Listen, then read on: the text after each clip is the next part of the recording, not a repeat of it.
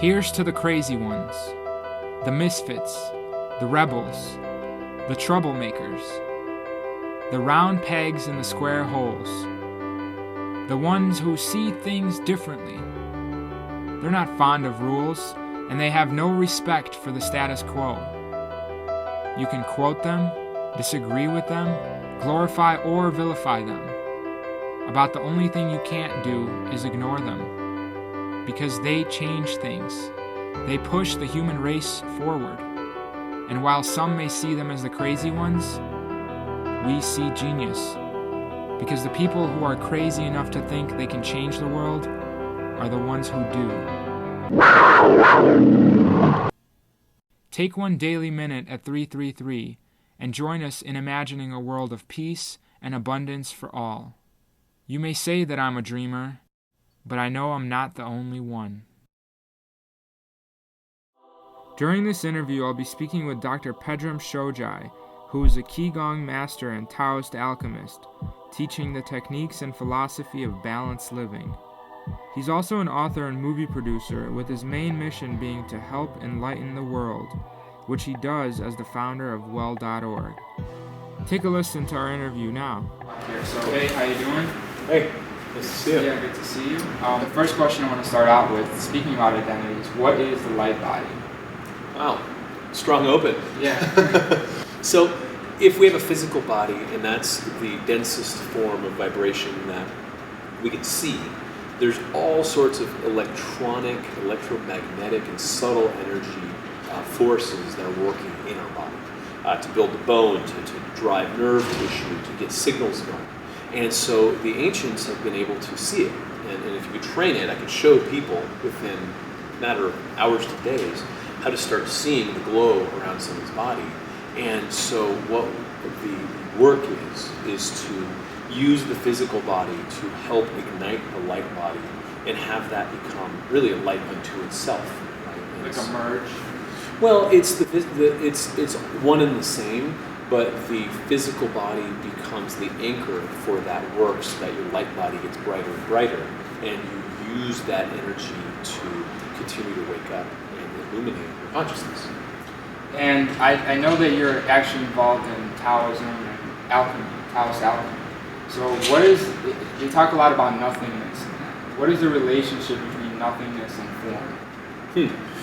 They're inextricably linked. And so all form is anchored in nothingness. And the emanation of form, that which we see, which keeps reinforcing itself as form, is actually going to change, but it's predicated on its connection with the nothingness.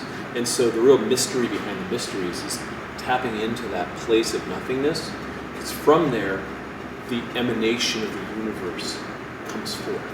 And so it's a really wonderful place to spend time, because that's eternal time. That's where things actually manifest and become made in form, and are also where we can change our form. And we're connected to that. Oh, everyone.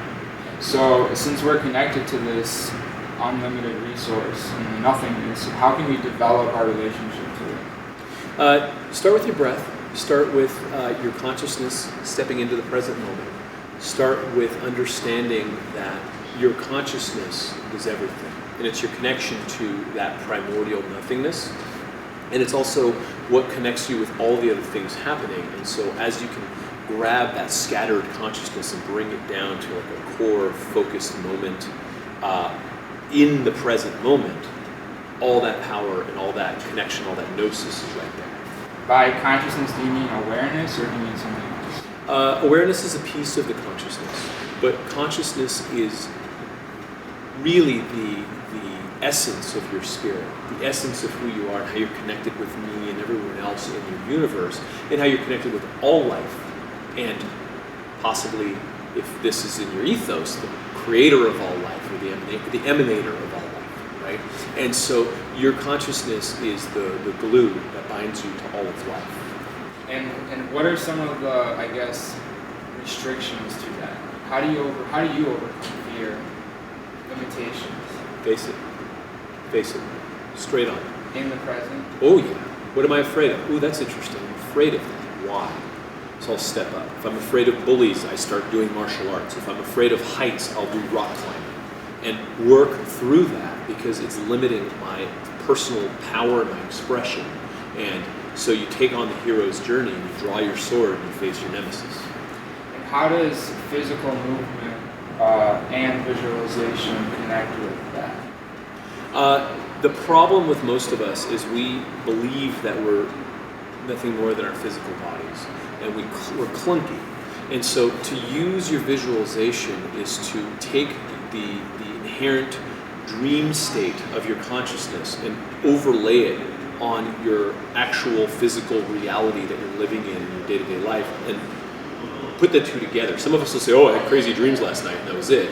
And the essence of all that is that you're dreaming everything into being. So if you could use your power of visualization to connect up with how you move your body, how you do anything in your life, that's when you're touching the realm of mastery. That's when things get working.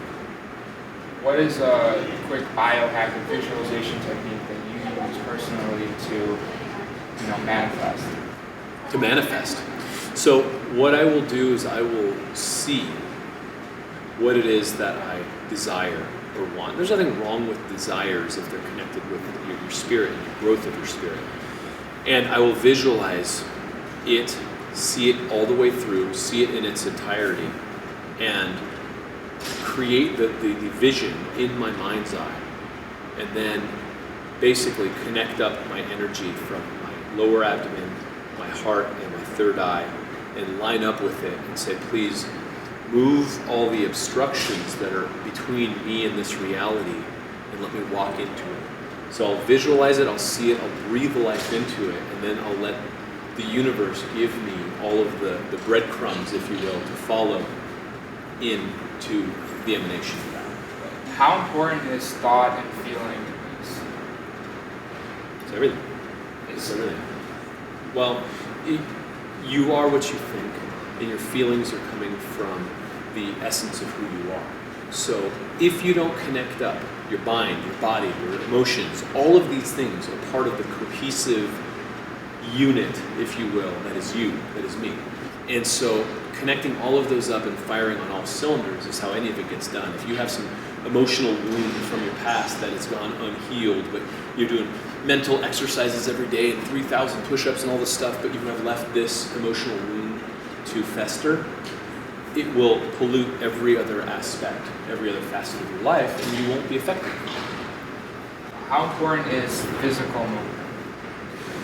We evolved movement. We are absolutely stagnant in our current configuration in life. We haven't hacked our environment in a way where we can understand how to use this dynamic body the way it's supposed to be used with proprioception and the functioning of how your breath connects with your movement and how your consciousness moves your body, not vice versa. So if you're not moving, you're going to stagnate, and that will eventually lead to the drop in your vitality where you won't be able to ignite your consciousness. You won't be able to wake up without moving. So you generally connect movement to visualization, thought, emotion, all in one. All is one. All is one, yeah. All is one. Yeah, and what happens when multiple people focus on the same thing? Do you find that there's a greater effect when people visualize together on the same concept, or take 1 minute to mass meditate, for example? 100%. It's been proven scientifically. The Maharishi Institute's done a lot of work on this. If one person focuses on one thing, it's wonderful. As more people come on, they're like points of light, and they just ignite it. And so common threads, common focus, common intention, you can move mountains. Perfect. And just to wrap this up, do you have anything that you want to mention about your work, or about where people could reach you, and kind of some new things you're exploring? Sure. Yeah. I'm the founder of well.org, and we do documentary movies, we do TV, we have podcasts, we have all kinds of fun stuff that we do. And I'm just following the breadcrumbs too, and I'm just I'm looking for the stories that can help transform people's lives, and either making them into movies or giving them TV shows and helping put our cameras on the good guys to help make the world a better place. So well.org, that's where you find me. Perfect. Thank you so much for joining me. Thank you. Thanks for having me. Thanks.